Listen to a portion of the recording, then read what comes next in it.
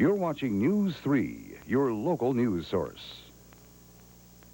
And now, News 3 with Donna Williams, weather with Reed Howell, and Lon Tay on sports.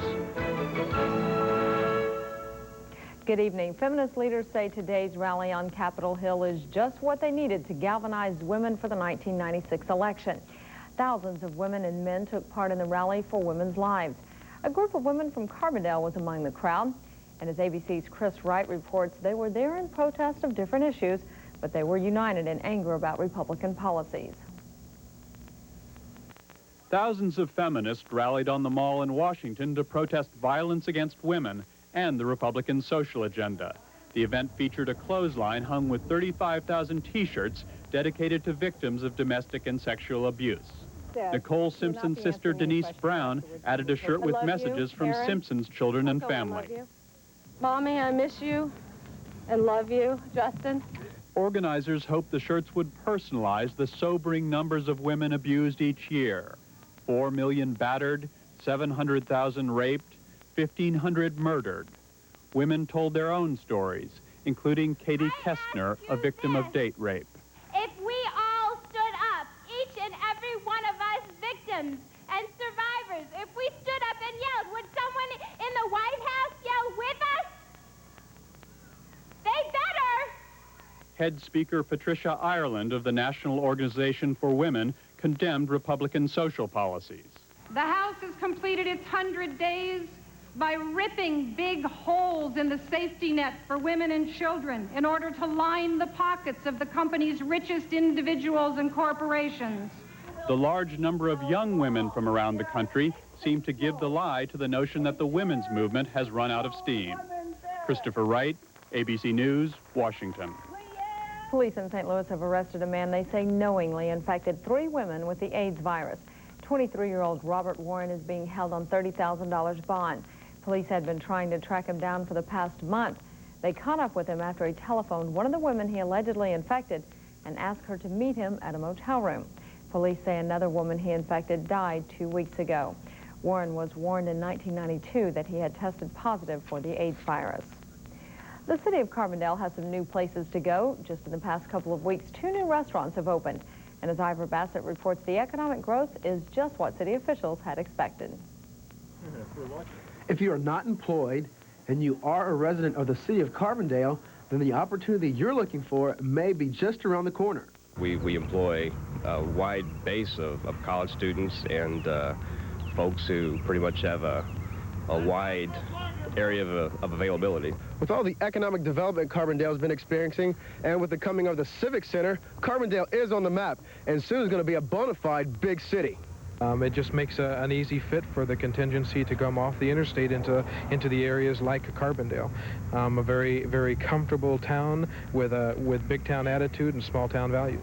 In many cases, business owners tend to look to Carbondale as a target city for expansion. Not only have there been restaurants opening all over the city, this past November, the electronics store Rex opened its doors for business. Steak and Shake management says that Carbondale is being classified with much larger cities across the Midwest. Just made a natural fit with our expansion. Growing through Illinois into the Chicago market, the Columbus, Ohio market. We just opened a new region in northern Indiana, southern Michigan, very aggressively pursuing additional markets that we can grow in. So if you have any fears or concerns about the direction of Carbondale's economy, you can put those to rest. The future definitely looks bright. In Carbondale, Ivor Bassett, News 3. Up next, researchers have new answers about what caused the Gulf War syndrome. And more violence in the Gaza Strip. 2 bombings have killed 6 people.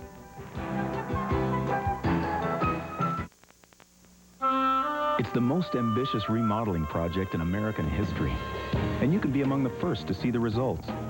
Only at your Chevy dealer's open house, where you'll find a showroom full of new cars and trucks. Like the Chevy Camaro. It's fast, it's fun, it's even affordable. In other words, one thing you really want that you don't have to wait forever for. Come see the newest line of cars and trucks in America. Only at your Chevy dealer's open house. Great things come in pairs, like this Thomas Bildad with matching door chest.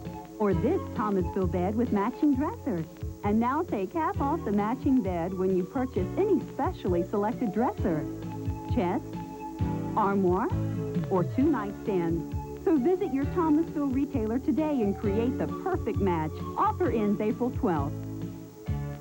Coleman Road, we make your house a home.